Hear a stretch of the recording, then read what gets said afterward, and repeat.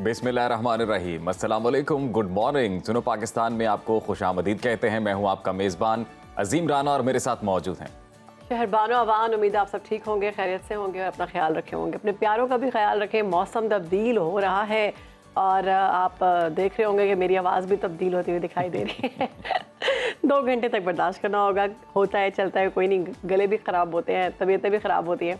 खैर, बाकायदा तौर पर आगाज़ करते हैं प्रोग्राम का। तो नाज़िया हसन का शुमार पाकिस्तानी मौसीकी के इन चंद नामों में होता है जिन्होंने ना सिर्फ पाकिस्तान बल्कि बैनुल-अक़वामी सतह पर अपनी आवाज़ का जादू जगाया। 3 अप्रैल 1965 को पैदा होने वाली नाज़िया हसन ने 1980 की दहाई में पॉप मौसीकी को एक नई शनाख्त दी और उनके पहले एल्बम डिस्को दीवाने ने मकबूलियत के तमाम रिकॉर्ड तोड़ दिए थे। जी बिल्कुल, और उन्हें पाकिस्तान की पहली पॉप गुलकारा का दर्जा हासिल हुआ। नाज़िया हसन की आवाज़ में ख़ास मिठास और दिलकशी थी जो सुनने वालों को मसहूर कर देती थी। इनके गाए हुए गीत जैसे आप जैसा कोई मेरी ज़िंदगी में आए और बूम बूम आज भी दिलों में जिंदा है। नाज़िया ने मौसीकी के साथ साथ समाजी कामों में भी हिस्सा लिया और अपने मुख्तसर ज़िंदगी के सफ़र में बहुत सी फलाही सरगर्मियों का वो हिस्सा भी रहीं। नाज़िया हसन ने अपनी ज़िंदगी के 35 सालों में मौसीकी की दुनिया में एक ऐसी छाप छोड़ी जो हमेशा याद रखी जाएगी। 13 अगस्त 2000 को कैंसर की वजह से उनकी वफ़ात हुई, मगर उनकी आवाज़ और उनका हमेशा से जिंदा रहेगा। तो जी, ये नाज़िया हसन को हमारी तरफ से एक ट्रिब्यूट और उनकी याद को आज हमने ताज़ा किया। प्रोग्राम में आगे बढ़ते हैं और आपको नाज़रीन जैसा कि पता है कि जश्न आज़ादी का काउंटडाउन भी शुरू हो चुका है और कुछ ही घंटे अब बाकी रह गए। जश्न आज़ादी की तैयारियां अपने अरूज पर हैं। बाज़ारों में भरपूर शाम के टाइम हम देखते हैं जी गहमा गहमी रहती है।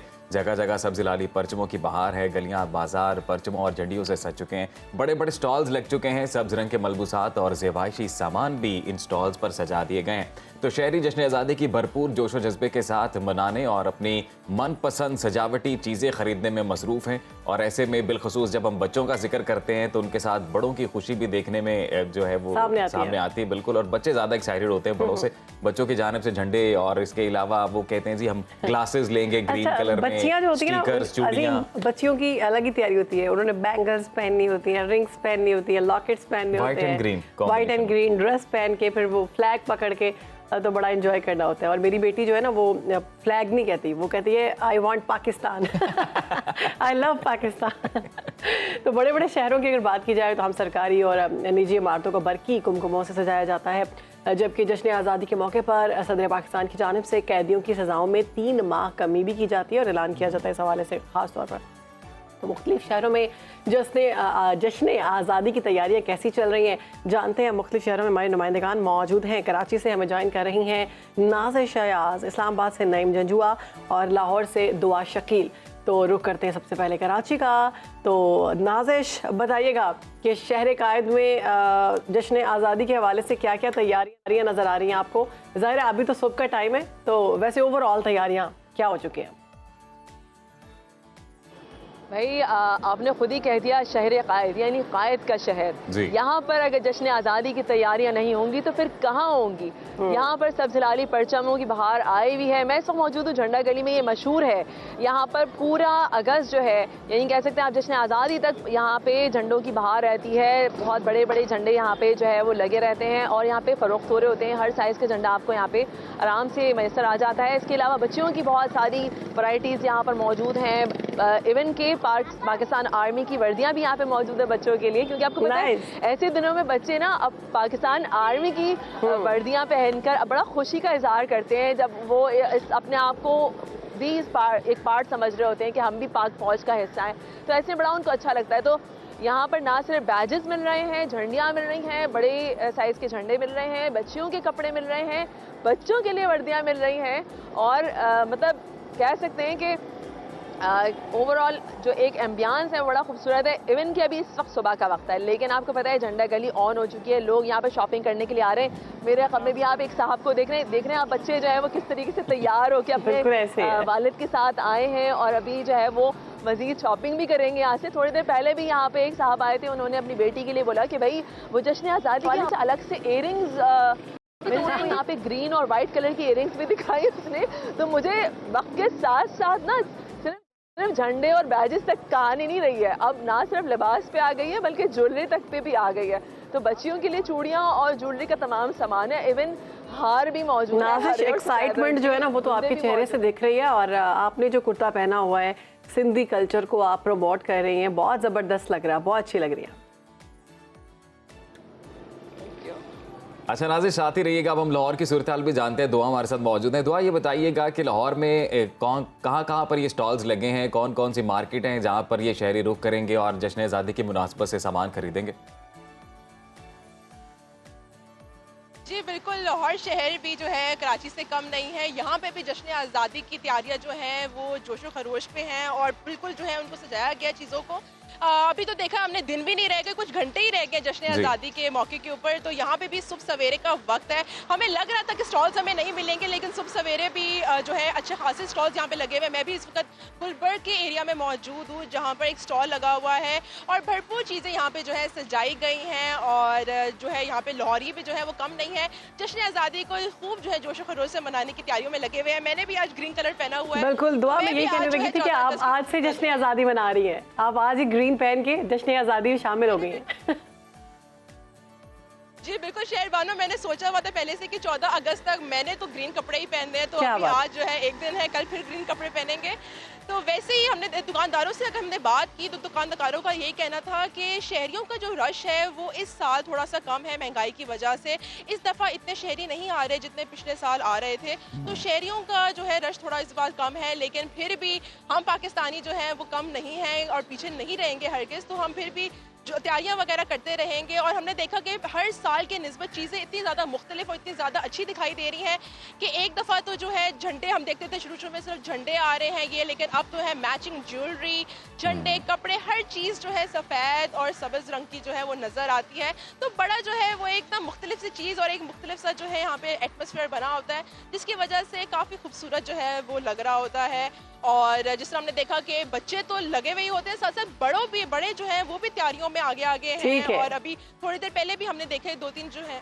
ठीक है, भरपूर तैयारियां लाहौर में भी जारी हैं, कराची में भी। तो हम रुख करते हैं इस्लामाबाद का। वहाँ पर हमारे साथ मौजूद है नईम जंजुआ।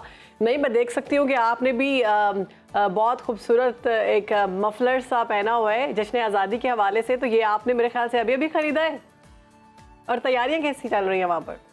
मैंने पहले का ख़रीदा हुआ है और ये मैं हर साल जो है इसको लगाता हूँ इन दिनों में ख़ास तौर पर। ये जो दिन है इनको, इसमें हम कहीं भी जाएं तो हमें हर तरफ मुस्कुराते चेहरे, अपना गम बुला के नज़र आते हैं कि जो अपने जश्न आज़ादी की तैयारी करते हुए बच्चे, बूढ़े, बड़े जो हैं वो मुस्कुराते हुए नज़र आते हैं। इस्लामाबाद की खासियत ये है कि इस्लामाबाद कैपिटल है और यहाँ पर जो रोड के ऊपर, जिस तरह लाहौर से कहा गया कि अभी इस वक्त स्टॉल नहीं नज़र आ रहे, लेकिन यहाँ इस्लामाबाद में जो स्टॉल लगाए गए हैं सड़कों के किनारे, ये 24 घंटे यहाँ से आप ख़रीदारी कर सकते हैं। बच्चे भी यहाँ पे कर रहे होते हैं। रात के वक्त भी सड़कों पे यहाँ पे इन दिनों रश होता है। अगर खसूसी तौर पे, सरकारी तौर पे जो ऐलान किया गया उसकी बात की जाए तो डीसी इस्लामाबाद और जो कमिश्नर हैं इस्लामाबाद, उनकी तरफ से कहा गया है कि जो जितनी सरकारी बिल्डिंग्स हैं उनको सरकारी तौर पर सजा दिया गया है बरक़ी कुमकुमों के साथ। रात के वक्त अगर आप आज भी मंजर देखें तो दुल्हन की तरह इस्लामाबाद को सजाया गया है। इसी तरह डीसी इस्लामाबाद ने रात को भी रिक्वेस्ट की है कि जो प्राइवेट जो बिल्डिंग है उनको प्राइवेट मालकान जो है वो भी अच्छे तरीके से सजाएं ताकि भरपूर तरीके से ये जश्न आज़ादी जो है वो मनाया जा सके। इसी तरह अगर शहर की सिक्योरिटी के हवाले से बात करें तो हमारी DIG से बात हुई, उन्होंने कहा कि हम तकरीबन 6 से 7 हज़ार सिक्योरिटी एहलकार जो हैं वो तैनात होंगे 14 अगस्त के ऊपर। और जो बिल्कुल जी, इस्लामाबाद में भी खरीदारी जारी है और साथ ही साथ जो तकरीबात होंगी उस हवाले से सिक्योरिटी के भी फुल प्रूफ प्लान जो है वो सामने आए। अच्छा नाज़िश, आप ये बताइएगा कि बचपन में हम लोग अपने घरों को सजाते थे और झंडियाँ लगाते थे, झंडियाँ खरीदते थे, तो आपने अपनी शॉपिंग पूरी कर ली, आपने खरीदारी कर ली? देखिए, अब जुलाई के एंड से लेके ये वक्त आ गया है, बिल्कुल मुझे वक्त नहीं मिला। वजह ये थी कि जश्न आज़ादी के हवाले से जितनी भी रिपोर्ट्स थी सुनो पे कराची के हवाले से वो मैं बना रही थी, तो इसलिए मुझे तो बिल्कुल टाइम नहीं मिला। लेकिन अभी थोड़ी देर पहले मैंने अपने बेटे के लिए अलबत्ता वाइट कुर्ता शलवार और बास्केट ज़रूर ले ली है। बेटे को बाजा नहीं लेके देना आपने? आज़ादी को भरपूर अंदाज नहीं, मैंने अपने बेटे को जो है वो ट्री प्लांटेशन की तरफ वो किया है। Even he is just 2 years old now, 2 साल के हैं। लेकिन मैं चाहती हूँ कि वो जो है वो इस चीज़ की तरफ राग़िब हों कि उनको मालूम है इस दिन की अहमियत क्या है। बाजे की अहमियत का नहीं मालूम होना चाहिए, लेकिन इस दिन की मालूम होना चाहिए। तो मैं उसको बहुत ज़बरदस्त नाज़िश, बहुत ज़बरदस्त मैसेज आपने दिया कि अपने बच्चों को बिल्कुल जश्न आज़ादी वाले दिन उसी तरह का लिबास पहनाएं, उनको बताएं कि आज़ादी की क्या कीमत है और अपने मुल्क से मोहब्बत करना उनके खून में शामिल होना चाहिए। लेकिन अगर बच्चे बाजे भी खरीद ले तो कोई बुरी बात नहीं, एंजॉय करने चाहिए। हाँ, तो दुआ आपने अपने लिए बाजा तो नहीं ले लिया है? अब तो वैसे सुना है कि बाजों पे पाबंदी आयद कर दी गई है, तो ये तो बहुत अच्छी बात है, क्योंकि एक इरिटेटिंग चीज जो थी वो एक बाजा ही होता था। तो शुक्र है कि इस बार जश्न आज़ादी पे बाजा सुनने को नहीं मिलेगा। ठीक है जी, ठीक है। और दुआ आप सजा रही हैं इस बार घर को अपने, आपने खरीद लिए झंडियाँ? घर में बच्चे हैं, बच्चों की आपने कोई शॉपिंग वॉपिंग की है? नहीं, बिल्कुल इस बार जो है मेरी भांजियां हैं, लेकिन वो इस वक्त कराची में है, तो वो अपनी शॉपिंग की है, लेकिन वो अभी फिलहाल छोटा ही है। तो वैसे सबसे पहले तो यही होता है कि घर पे जो है बड़ा झंडा लगाते हैं, गाड़ियों पे छोटे छोटे झंडे लगाते हैं और अपने लिए बैजेस ले लेते हैं। इस समर के सीजन के स्टार्ट में मुझे एहसास हो गया था कि ग्रीन कपड़े इतने ज्यादा हो गए कि अब मुझे मजीद खरीदने की जरूरत नहीं है। तो कपड़ों के लिहाज से तो बिल्कुल टेंशन फ्री हो गई हूँ। बाकी देखा चले जी, दिल है पाकिस्तानी और दिल जान पाकिस्तान। बहुत शुक्रिया, हमारे साथ हमारे नुमाइंदगान मौजूद थे। कराची से नाज़िर शयाद, इस्लामाबाद से नईम जंजुआ और लाहौर से हमारे साथ दुआ मौजूद थी, और वो बता रही थी कि जश्न आज़ादी की तैयारियां जो हैं भरपूर जारी हैं। जो छोटे बच्चे हैं उनकी तैयारियां मुख्तलिफ होती हैं, ज़्यादा होती हैं, और ईदें भी छोटे बच्चों की होती हैं, और ऐसे इवेंट्स इस बार तो मैचिंग ज्वेलरी भी आ गई, तो आप स्टॉल्स पे जाके अपनी तैयारियां पूरी कर लें जी। प्रोग्राम में आगे बढ़ते हैं और अब मुल्क की सबसे बड़ी खबर आपके साथ शेयर करने जा रहे हैं जी। पाक फौज में खुद एहतसाबी से मुतालिक बड़ी पेशरफ सामने आई है। पाक फौज ने लेफ्टिनेंट जनरल रिटायर्ड फैज़ हमीद के खिलाफ कोर्ट मार्शल की कार्रवाई बाकायदा शुरू कर दी है, उसका ऐलान कर दिया गया है। ISPR की जानिब से जारी बयान के मुताबिक सुप्रीम कोर्ट के अहकामात पर टॉप सिटी केस में लेफ्टिनेंट जनरल रिटायर्ड फैज़ हमीद के खिलाफ शिकायत की तहकीकात की गई। तहकीकात में मुतादिद बेज़ादगियां साबित हुई और वो रिटायरमेंट के बाद आर्मी एक्ट की खिलाफ वर्जियों के मुर्तकिब पाए गए हैं। ISPR के मुताबिक लेफ्टिनेंट जनरल रिटायर्ड फैज़ हमीद को फौजी तहवील में ले लिया गया है और उनके खिलाफ पाकिस्तान आर्मी एक्ट के तहत इंज़बाती कार्रवाई भी शुरू कर दी गई है। हुकूमत और मुस्लिम लीग नून ने लेफ्टिनेंट जनरल रिटायर्ड फैज़ हमीद के खिलाफ कार्रवाई का भरपूर खैर मकदम करते हुए उन्हें इंतशार का मास्टरमाइंड करार दे दिया है। वज़ीर आज़म के सियासी मुशीर राना सनाउल्लाह ये कहते हैं कि फैज़ हमीद के खिलाफ कार्रवाई सख्त और मजबूत पैगाम है। पाक फौज ने तो सुप्रीम कोर्ट के हुक्म पर अमल करके ये वाज़े कर दिया है कि फौज में खुद एहतसाबी का निज़ाम इंतहाई मौसर और मजबूत है और वो हर सूरत मुल्क में कानून की बालादस्ती चाहती है, मगर सियासतदान अदालती फैसलों को मानने के लिए तैयार नहीं होते हैं। गुज़िश्ता रोज सुप्रीम कोर्ट से 3 हलकों में दोबारा गिनती केस में नून लीग को रिलीफ PTI ने इसे इंसाफ का कत्ल करार दे दिया, जबकि मखसूस नशिस्तों के केस की जब हम बात करते हैं तो हुकूमत और इसके इत्तेहादी सुप्रीम कोर्ट का फैसला मानने के लिए तैयार नहीं है और इस पर अमल दरामद करवाने के लिए कोई ना कोई वो मुख्तलिफ हरबे जो हैं वो इस्तेमाल करते हैं ताकि इस पर अमल दरामद ना करवाया जा सके। तो इन तमाम सूरत-ए-हाल पर बात करेंगे। बिल्कुल, हमें ज्वाइन किया है दिफाई तज्जियाकार है ब्रिगेडियर रिटायर्ड अहमद सईद मिनहास साहब और तज्जियाकार है माजिद निज़ामी साहब। बहुत शुक्रिया सर आपके वक्त का। ब्रिगेडियर साहब, सबसे पहले आपकी जानिब आऊँगी। पाक फौज ने लेफ्टिनेंट जनरल रिटायर्ड फैज़ हमीद के खिलाफ कोर्ट मार्शल की कार्रवाई करने का ऐलान कर दिया है। ये कार्रवाई कितनी अहमियत की हामिल है और हाई लेवल इंक्वायरी होना और इस तरह की चीज़ सामने आना, कोर्ट मार्शल तक बात चले जाना, क्या समझते हैं आप, कितना ज़रूरी था ये? जी देखें, खासी बड़ी खबर है, इसमें कोई दो राय नहीं है। एक लेफ्टिनेंट जनरल का जो है वो उनको तहवील में लिया जाना और उनके खिलाफ इंक्वायरी का होल्ड करना खासी बड़ी खबर है।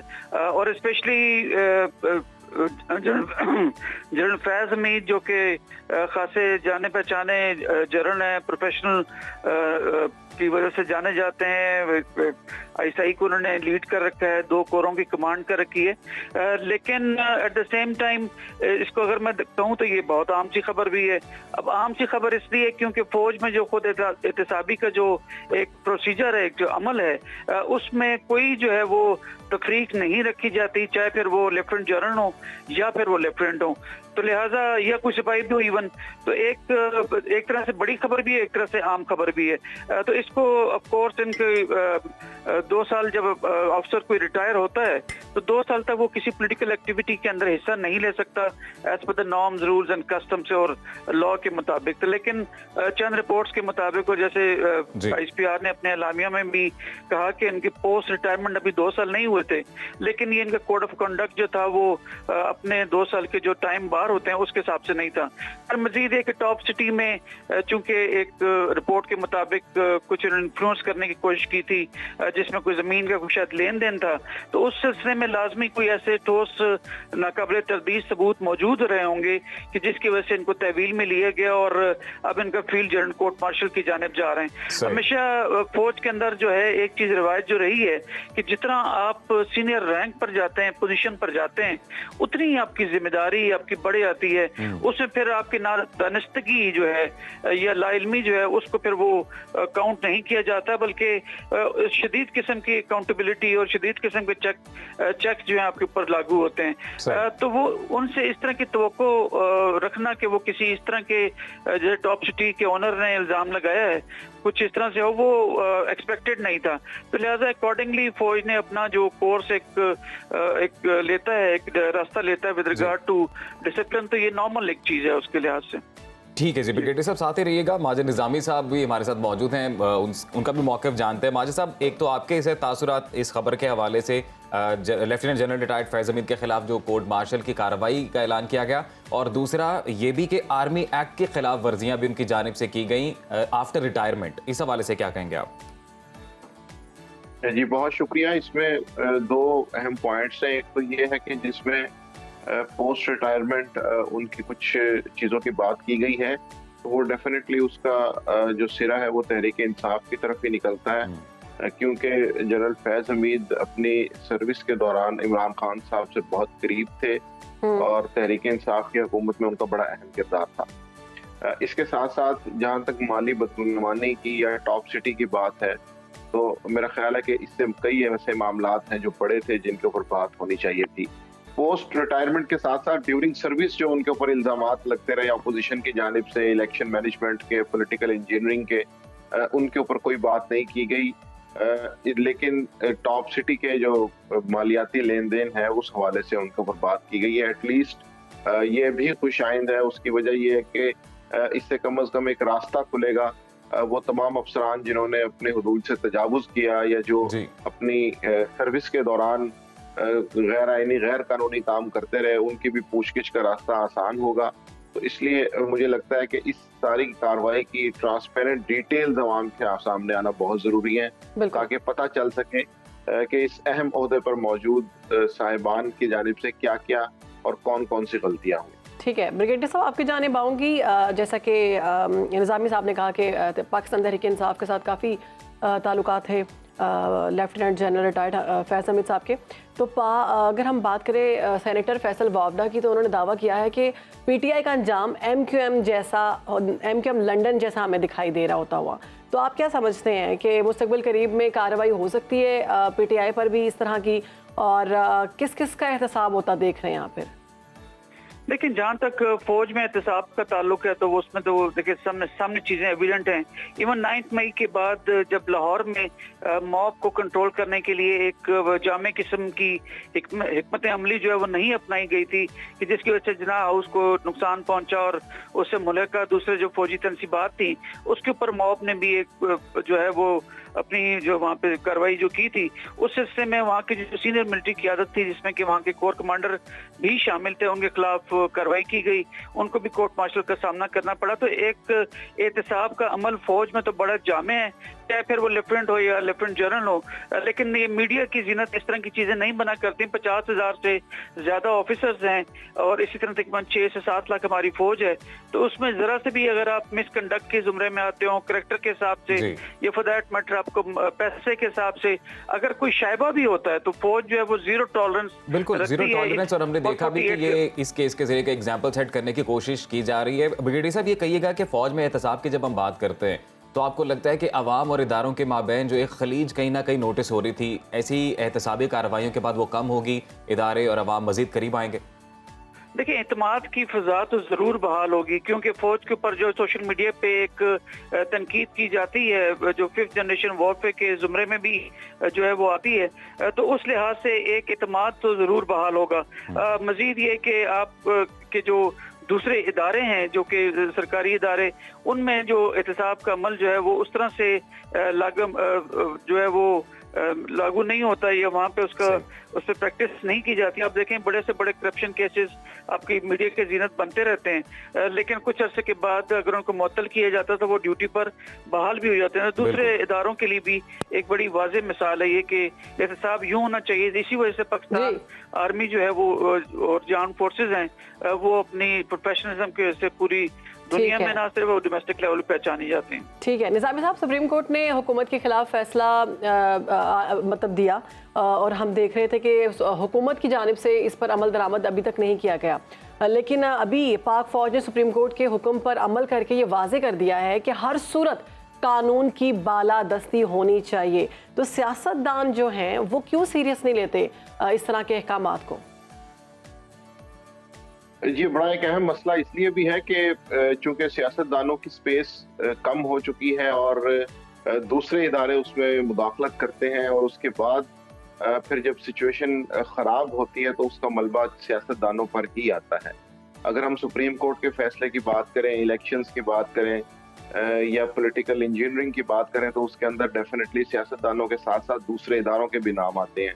जिस तरह जनरल फैज हमीद के ऊपर कार्रवाई की बात की जा रही है तो टॉप सिटी से कहीं बड़े उनके ऊपर इल्जामात हैं कि उन्होंने 2018 का इलेक्शन मैनेज किया, तहरीक इंसाफ के लिए उन्होंने सीट्स का बंदोबस्त किया, उसके अंदर उन्होंने नदीम अफजल चंद तो ये कहते हैं कि उन्होंने टिकट्स को फाइनल किया।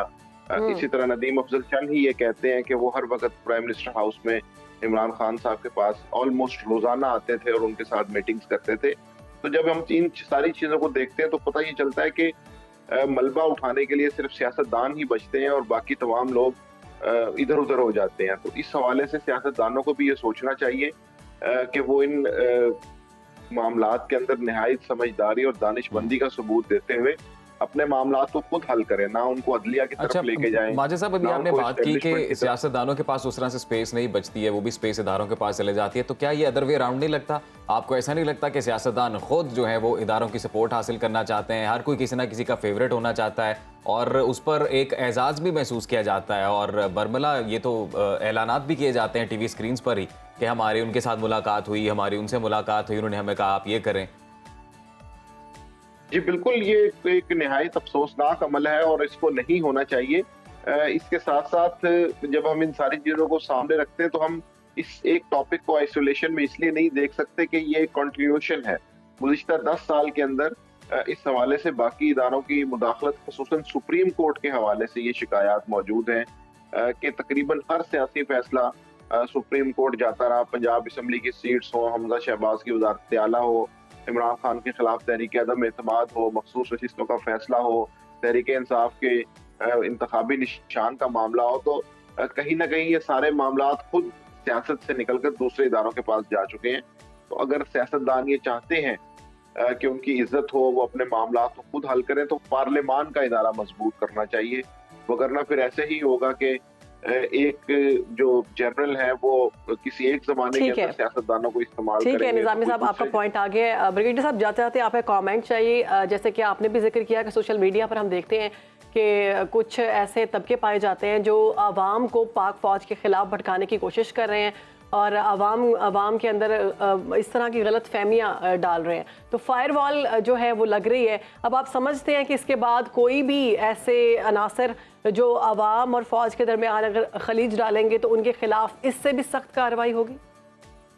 बिल्कुल टेक्निकल ये एक डिफेंस की एक लाइन बनाने की कोशिश की जा रही, क्योंकि अब दुनिया में कॉनेटिक वॉर की जो है वो गुंजाइश बाकी नहीं रही, क्योंकि लिथैलिटी ऑफ वेपन्स इतने बढ़ चुके हैं। तो नॉन काइनेटिक के हिसाब से प्रोपेगेंडा और इंफॉर्मेशन वॉरफेयर इसका सरफहरिस्त टूल है। तो लिहाजा अब चूंकि टैक्टिक्स या स्ट्रेटजी जंग की चेंज हो चुकी, तो उस लिहाज से फायरवॉल लगाना जो है वक्त की अहम जरूरत थी।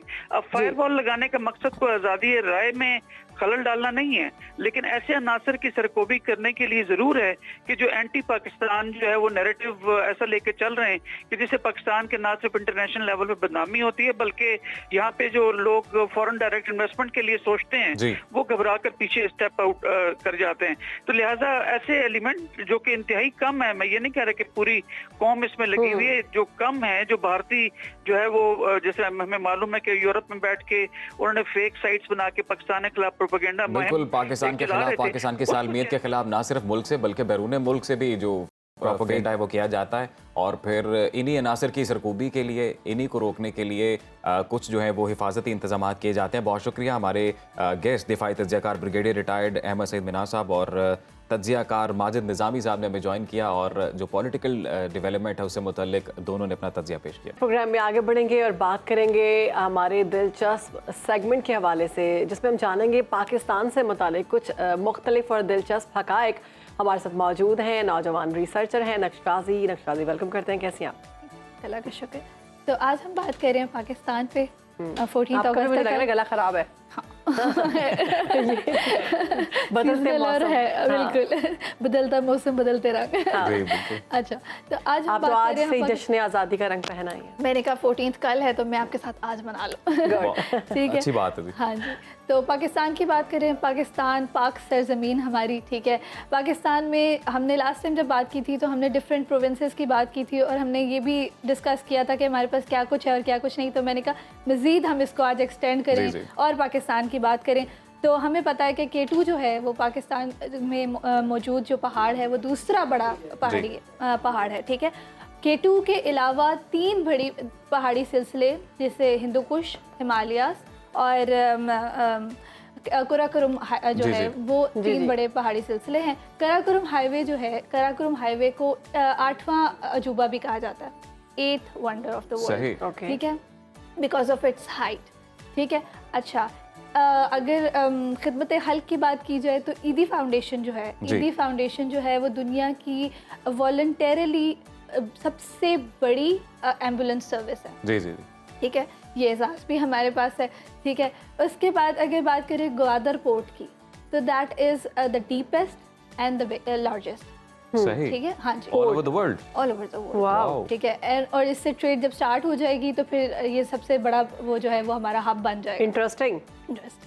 अच्छा, फिर बात करें कि सियालकोट की, तो मेरी तरफ देखिए बोला फिर बात करें सियालकोट की, तो सियालकोट में दुनिया के आधे से ज़्यादा फुटबॉल जो है, हाथ से सिले हुए फुटबॉल जो है वो सियालकोट में बनते हैं। तो ये फीफा वर्ल्ड कप में जो इस्तेमाल होता है वो भी सियालकोट में ही बनता है। बिल्कुल। और पाकिस्तान को ये एजाज़ भी हासिल है कि पाकिस्तान ने 4 मेजर चैम्पियनशिप, दुनिया की चैम्पियनशिप में, आलमी चैम्पियनशिप हासिल की हैं, स्क्वॉश में, क्रिकेट में, हॉकी में, स्नूकर में। नाइस, ठीक है। और ये इतनी अभी हमारे पास जेवलिन चैंपियन भी आ गए, वो भी आ गए। और इससे ये मतलब ये एजाज़ पाकिस्तान को इसलिए है क्योंकि ये स्पोर्ट्स ऐसी हैं कि ये बड़ी वर्सेटाइल और बड़ी ये वो डिमांड करती हैं आपकी, हमारा इंफ्रास्ट्रक्चर आपको पता है, और फिर भी उसमें परफॉर्म कर जाएं तो बड़ी बात है, ठीक है। अच्छा, फिर बात करते हैं कि अगर माइंस की बात करें तो खेड़ा माइन जो है वो 2nd लार्जेस्ट माइन है, सॉल्ट माइन है, जहाँ पे पिंक हिमालयन सॉल्ट बनता है जो सेहत के लिए बहुत अच्छा होता है, और पूरी दुनिया में यहीं से जाता है। जी बिल्कुल। तो अच्छा, उसकी बात करें तो कल्चरल डाइवर्सिटी की बात करें, कल्चरल डाइवर्सिटी की बात करें तो जो कैलाशी है, ठीक है, कैलाशी कल्चर है, जो कैलाशी वैली है वो सिर्फ पाकिस्तान में, ठीक है। If somebody shifts from here तो दैट इज़ डिफरेंट, लेकिन ये पाकिस्तान में है, ओके, सही। उनकी लैंग्वेज भी डिफरेंट है, और लैंग्वेजेस में बात की जाए तो पाकिस्तान में 70 से ज़्यादा लैंग्वेजेस बोली जाती हैं। ओह नाइस, इतनी वर्सेटिलिटी है हमारे पास। नक्श, आप कितनी लैंग्वेजेस बोल लेते हैं? मैं 3-4 वैसे ज़्यादातर पाकिस्तानी 3-4 लैंग्वेजेस तो बोल लेते हैं, एक उनकी मादरी, एक कौमी, इंग्लिश तो आती है, और अरबी पढ़ लेते हैं, समझते भी हैं कुछ लोग, कुछ नहीं। बिल्कुल बिल्कुल। अच्छा, अब फिर बात करिए छांगा मांगा की, तो छांगा मांगा जो है वो दुनिया का सबसे लार्जेस्ट और अनोखा मैन मेड जंगल है, ठीक है, that is a man made jungle, ठीक है। इरिगेशन सिस्टम की बात करें तो पाकिस्तान का इरिगेशन सिस्टम जो है वो 4th लार्जेस्ट है दुनिया में, 4th लार्जेस्ट दुनिया में, ठीक है। जब हम दुनिया की बात करते हैं तो दैट इज़ बिग। अगर हम बात करें मुसलमानों की तो पाकिस्तान जो है मुसलमानों के लिहाज से दूसरा बड़ा कंट्री है, सही, मुसलमानों की आबादी के लिहाज से, ठीक है। वैसे आबादी के लिहाज से पाकिस्तान रैंक्स 5th, ठीक है, 5th लार्जेस्ट, और इसके लिहाज से तादाद में हमारे पास जो है, हाँ जी, 20 करोड़ के करीब मुसलमान यहाँ पे रहते हैं, सबसे पहला इंडोनेशिया, ठीक है।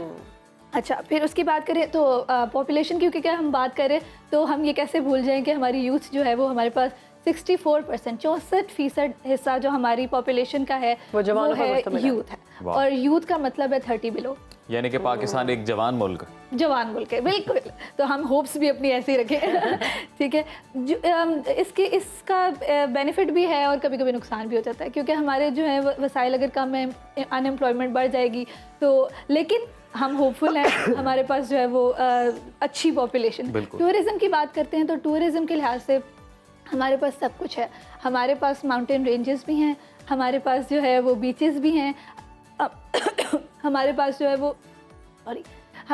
है वो डिफरेंट ऐसे मकामात हैं कि जिसको हम विज़िट कर सकते हैं, जहाँ पे स्कर्दू, मालम जब्बा और इस तरह के बहुत सारे और। अच्छा, खाने की बात करें तो डिफरेंट हमारे जो है ना पाकिस्तानी फ़ूड के बारे में ये कहा जाता है कि बहुत फ्लेवरफुल फूड है, ठीक है, और इसमें हमारी बिरयानी बड़ी मशहूर होती है, ठीक है, हर जगह की अपनी बिरयानी मशहूर होती है। बिरयानी के ऊपर वैसे यहाँ पे ये भी चलता है, आलू वाली के, आलू के बगैर वाली, कराची वाली के, पंजाब वाली, निहारी पे भी चलता ही है। कराची वाले कहते हैं एक्चुअली में निहारी वो है जो कराची में है, नॉर्मल कहते हैं जी निहारी तो, और कराची वाले कहते हैं निहारी वो है जो आलू के साथ है, और यहाँ वाले कहते हैं निहारी नहीं, biryani, sorry biryani. I am out.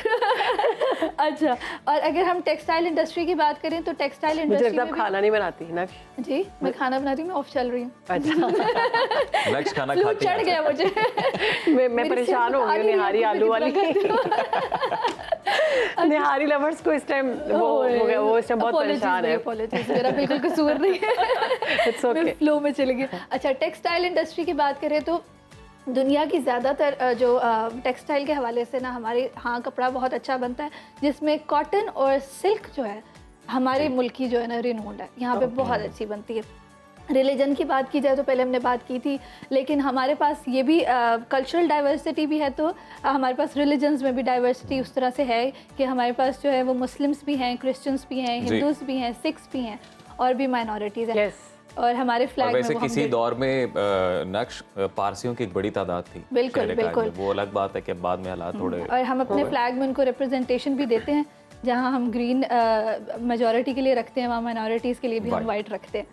तो ये है हमारा पाकिस्तान ये है। एक और मज़े की बात अगर शेयर कर लूँ जाते जाते, तो हमारे मुल्क में हमारे एक पोलो ग्राउंड है, शंदूर पोलो ग्राउंड, ठीक है, that is the highest polo ground. बहुत आपने बड़े ज़बरदस्त इंटरेस्टिंग फैक्ट्स पाकिस्तान के बारे में बताए जी, होप के नाजरीन ने भी एंजॉय किया। कहाँ भी इशू पर बात करेंगे शहर कायद के हवाले से, तो कराची में ला कानूनियत अरूज पर है, शहरी डाकुओं के रहमो करम पर हैं, और जराइम की रोकथाम के लिए शाहीन फोर्स भी बेबस नजर आ रही है। CPLC की एक तहलका खेज रिपोर्ट सामने आई है, जिसमें बताया गया है कि कराची में रवां साल के इब्तदाई 7 माह के दौरान स्ट्रीट क्राइम की 44,000 से ज़ायद वारदातें हुई हैं, लेकिन रिकवरी 10% से भी कम है। जनवरी से जुलाई तक 31,000 से ज़ायद मोटरसाइकिलें चोरी हुई और छीनी गईं। स्ट्रीट क्रिमिनल्स ने 11,800 से ज़ायद शहरियों के मोबाइल फ़ोन्स छीने, जबकि 1,200 अफराद से मोटरसाइकिलें छीन ली गई हैं। रवा बरस कराची में अगवा बराए तावान के 12 और भट्टाखोरी के 52 केसेस रिपोर्ट हो चुके हैं। एक रिपोर्ट के मुताबिक रवा साल अब तक 88 अफराद डकैती मज़ाहमत के दौरान कत्ल और सैकड़ों जख्मी हो चुके हैं। जी बिल्कुल, इस तमाम तर सूरत-ए-हाल पर बात करते हैं। हमारे साथ हमारे गेस्ट मौजूद हैं, सीनियर तज्जियाकार और साबिक सूबाई वज़ीर दाखिला ब्रिगेडियर रिटायर्ड हारिस नवाज साहब। ब्रिगेडियर साहब, बहुत शुक्रिया आपके वक्त का। सर, कराची हमेशा क्राइम का गढ़ रहा है। CPLC की भी ताज़ा तरीन जो रिपोर्ट साहब ने आई है, उसको अगर हम कोट करें तो उसके मुताबिक शहर कायद में रवां साल के पहले 7 माह में 44,000 वारदातें हो चुकी हैं। जी, तो आप तो सर वहाँ पर रहे हैं, आप बताइएगा, आपने तो करीब से मॉनिटर किया सारी सूरत हाल को, तो क्यों है सर ये? देखिए, बात यह है कि पुलिस इस वेरी प्रोफेशनल काम कर सकती है अगर उनको करने दिया जाए। जब पॉलिटिकल इन्फ्लुएंस आ जाता है और मेरिट पे पोस्टिंग नहीं होती है, डिजर्विंग लोग SHO नहीं लगते हैं, DSP नहीं लगते हैं, SSP नहीं लगते हैं, और आपका पॉलिटिकल एक अरीना है जो अपनी मर्जी से हर MNA MP चाहता है कि मेरे एरिया में मेरे SHO, मेरा DSP और मेरा SSP हो, then things will never work। बात यह है कि हमें अब इन हालात में देखते हुए अवाम हुकूमत क्यों बनाते हैं, ताकि वो आके उनकी जान माल की हिफाजत करे, उनका रोज़गार ज़िंदगी में आसानियाँ पैदा करे, उनका हेल्थ का निज़ाम, उनका एजुकेशन सब सिस्टम ठीक किया जाए। लेकिन आके हम दूसरे कामों में लग जाते हैं। That the basic problem. कोई SHO किसी पुलिस स्टेशन में 2 से 3 महीने ज़्यादा नहीं रहता, तो हाउ कैन इट डिलीवर? 6 महीने में उसको अपने एरिया की आगे समझ आती है कि मेरा एरिया रिस्पॉन्सिबिलिटी कौन सा है और मैंने यहाँ पर कौन से ज़्यादा जराइम किए जाते हैं, कौन मुजरिम है, उनका पुराना रिकॉर्ड क्या है, then he can work and he have a मुखबर। लेकिन जब वो रहता ही नहीं तो कैसे काम होगा? It's very simple and obvious. ठीक है ब्रिगेडियर साहब, जैसे कि आपने कहा कि असर और रसूख से लोग जो है वो भर्ती किए जाते हैं, फिर उसके बाद अपने पसंद के लोगों को लगवाया जाता है। तो अगर जैसे मतलब अपने पसंद के लोग तो लग गए, लेकिन जो लोग पकड़े जाते हैं, जो लोग कत्ल में या फिर चोरी में मुलव्वस होते हैं, डाकों में मुलव्वस होते हैं, अब पुलिस के पास तो वो आ चुके हैं, उसके बाद फिर उनको सजा क्यों नहीं मिलती? It's very simple. इसी उसमें आप जो होता है इन्वेस्टिगेशन ऑफिसर का बहुत बड़ा रोल है कि वो कितना बाकिरदार और अच्छा है। उसके साथ नंबर 2 प्रॉब्लम ये कि हमने तो यहाँ तक कर दिया था कि जब एक मुजरिम पकड़ा जाता है और इन्वेस्टिगेशन ऑफिसर की रिपोर्ट तैयार करता है तो उसमें लिख देता है कि ये पहले कितनी दफ़ा जुर्म कर चुका है, ताकि जज को पता हो कि ये आधी मुजरिम है और ये 5 दफ़ा पहले हो चुका है। पहले क्या सज़ा होती थी? 2 हफ्ते, 3 हफ्ते, 1 महीना। जब आप इतनी कम सज़ा देंगे मुजरिम को, ही विल गेट इनकरेज कि मैं 1 महीना सज़ा काट दूंगा, फिर जुर्म पकड़ा गया तो पकड़ा गया, नहीं तो साल में अपने फिर डकैती करता रहूँगा। उसके साथ प्रोसिक्यूशन, जो डिस्ट्रिक्ट प्रोसिक्यूशन ऑफिसर है, वो उसका बड़ा काम है। ये investigation officer, prosecution officer has to sit down and together और वर्क आउट कि कितना स्ट्रॉन्ग केस बनाया है, कितना स्ट्रॉन्ग प्रोसिक्यूशन एक्शनेबल एविडेंस उसमें डाली है ताकि ये सज़ा मिले। तो ब्रिगेडियर साहब, क्या जराइम पेशा अफराद और मुजरिम जो हैं ये भी सियासी एमा पर ये सब कुछ करते हैं, इनको भी कोई ना कोई सहूलत हासिल होती है? देखें, नॉट ईमा, लेकिन जब आपका इन्वेस्टिगेशन ऑफिसर और प्रोसिक्यूटर आपको सपोर्ट करता है मुजरिम को, तो फिर ये नेक्सस जो है ये बड़ा खतरनाक है। उसका पैसा भी होता है, वो उनको पैसे दे देता है और उसके बाद वो केस वीक बना देते हैं। ब्रिगेडियर साहब, आप भी सर सूबाई वज़ीर दाखिला रहे, तो आपके दौर में क्या हालात व वाक़यात थे? आपने कोशिश की, कोई संजीदा कोशिश के सारे मामले को कंट्रोल किया जा सके? बिल्कुल, एज ए होम मिनिस्टर मैंने एक भी SHO, DSP, SSP पोस्ट नहीं किया। आई टोल्ड IG के इट इज़ योर रिस्पॉन्सिबिलिटी, जिसको आपने पोस्ट करने पोस्ट करें, लेकिन मेरिट पे पोस्ट करें, और जिसको करेंगे वो कुछ अर्सा रहेगा। और मेरे दौर में जो हमने किए उसको हमने अपने दौर में किसी को चेंज नहीं होने दिया। इन्वेस्टिगेशन ऑफिसर को स्पेशल 2-2 हफ्ते के कोर्सेज कराए और उसके बाद उनको भेजा और उनको इंसेंटिव किया कि अगर इन्वेस्टिगेशन ऑफिसर अच्छी रिपोर्ट बनाएगा तो उसको इंसेंटिव देंगे, मॉनेटरी बेनिफिट देंगे। उसके बाद हमने ये भी कहा कि इसके बाद अगर वो केसेस को प्रोसिक्यूशन में जाकर सजा होती है, अगेन देन भी थ्रेट कीजिए, उसको हम बेनिफिट देंगे, ताकि कम से कम उसको ये इंसेंटिव हो कि अगर मैं अच्छा केस लड़ूंगा, चालान अच्छा करूंगा, सजा हो जाएगी तो फिर मुझे बेनिफिट होगा, इवन मुझे कोई मेरिट सर्टिफिकेट मिलेगा, मेरी प्रमोशन में फायदा हो जाएगा। ये चीज़ों में जब तक आप फायदा नहीं देंगे, अब सूबा सिंध में तो हमने ये देखा है कि जी पीपल्स पार्टी बरसर इक़्तिदार है एक लंबे अरसे से, और कराची की बिलखसूस बात करते हैं तो वहाँ पर MQM का असर रसूख है। तो आपको क्या लगता है कि ये दोनों जो सियासी जमातें हैं, ये बुनियादी वजह है जिसकी वजह से लॉ एंड ऑर्डर की ये सिचुएशन है? देखिए, अभी तो MQM की ज़्यादा नहीं है, अभी तो पीपल पार्टी की हुकूमत है सिंध के अंदर, और इशू जो मैंने आपको बताया वो यही है कि पॉलिटिकल इन्फ्लुएंस, और फिर भर्ती आइंदा के लिए अच्छे लोगों को। हमने कोई 2,500 लोगों को भर्ती किया, लेकिन IBA से सक्कर से उनको आउटसोर्स करके रिटन टेस्ट करवाए, उनके वहाँ पर फिजिकल टेस्ट करवाए, outsource. Police was not involved, only interview के लिए पुलिस। तो that's how we can manage all this. Brigadier साहब, अभी CPLC के डेप्यूटी चीफ हैं शब्बर मलिक साहब, वो दावा कर रहे हैं कि शहर में क्राइम की वारदातों में कमी आई है। हम देख रहे हैं कि आए रोज़ खबरें आ रही हैं कि किसी को जाँ भाग कर दिया, घर में घुसकर डाके डाले जा रहे हैं, ज़्यादातर स्ट्रीट क्राइम्स के वाक़यात पेश हो रहे हैं, कोई भी किसी की कराची के शहरी लावारिसों की तरह ज़िंदगी गुजार रहे हैं। मतलब आप इस दावे से इत्तेफाक करते हैं? देखिए, जराइम कम तो नहीं हुए, उसी तरह चल रहे हैं, लेकिन बात यह है कि आपकी पुलिस को शाम को जब पीक आवर्स होते हैं, जब डिकॉट निकलते हैं, फैमिली निकलती हैं, डर होता है कि स्नैचिंग का, why don't come on street? वो शो ऑफ फोर्स क्यों नहीं करते हैं? वो मेन चौराहों पे खड़े क्यों नहीं होते हैं? उनकी मोबाइल पेट्रोलिंग क्यों नहीं होती है, ताकि लोग डरें जराइम पेशा लोग के जी पुलिस हमें मुझे अरेस्ट करेगी। थानों में बैठ के घरों में बैठ के तो ये बात नहीं होती है। That's the basic difference. आपको पीक आवर्स में रात को निकलने की ज़रूरत है, आपको पुलिस नज़र आनी चाहिए, रेंजर्स नज़र आनी चाहिए, अपना काम करते हुए नज़र आए, लोगों को तसल्ली हो, कॉन्फिडेंस हो कि हमारी पुलिस रेंजर्स हमारी हिफाजत के लिए। ये इंपॉर्टेंट इशू है जो अगर आप शुरू करें तो कम से कम जराइम में काफ़ी हद तक कम हो सकता है। अच्छा ब्रिगेडियर साहब, जाते जाते एक और बात कि हमने ये भी देखा है कि जिस तरह से जराइम बढ़ रहे हैं शहर कायद में, अवाम का खुद इदारों पर से एतबार उठता नजर आता है, क्योंकि जो फुटेजेस सोशल मीडिया पर भी सर्कुलेट करती है किसी न किसी ऐसे क्राइम में, उसमें अमूमी तौर पर देखा जाता है कि अब वेपन आम तौर पर अवाम कैरी करती है अपनी हिफाजत के लिए। देखें, बात यह है कि एक याद रखें कि अवाम अपने नुमाइंदे अपने कॉन्स्टिट्यूएंसी क्यों चुन के असम्बली में भेजती है और वो हुकूमत बनती है और वो फिर हुकूमत चलाती है। उसका काम ही यही है, अवाम की जान माल की हिफाजत, अवाम के लिए सहूलत पैदा करना और अपनी जिम्मेदारी का एहसास करना। जब आप ये चीज़ें नहीं हैं तो फिर वो काम कभी भी नहीं हो सकता। अवाम के लिए हैं तो प्लीज़ वर्क फॉर पीपल और ऑनेस्ट तरीके से मेरिट के ऊपर। जब तक मेरिट नहीं होगा, फील्ड ऑफिसर अच्छे नहीं होंगे, जिनका एक्सपीरियंस होगा, जो निडर होंगे, बाकिरदार होंगे, ये डिलीवर नहीं कर सकते। It is very simple. और पुलिस के पास अपने ऑफिसर का प्रॉपर रिकॉर्ड है और नए लोग जा रहे हैं वो भी अच्छे लोगों की भर्ती करनी चाहिए। जब तक मेरिट नहीं होंगे मामले बेहतर नहीं होंगे। बहुत शुक्रिया। हमारे साथ है साबिक सूबाई वज़ीर दाखिला ब्रिगेडियर रिटायर्ड हारिस नवाज साहब, और वो बात कर रहे थे कराची के हालात के हवाले से, कराची के मामलात के हवाले से। उनका कहना था कि सियासी असर और रसूख की वजह से ये मामलात बढ़ते हुए दिखाई दे रहे हैं।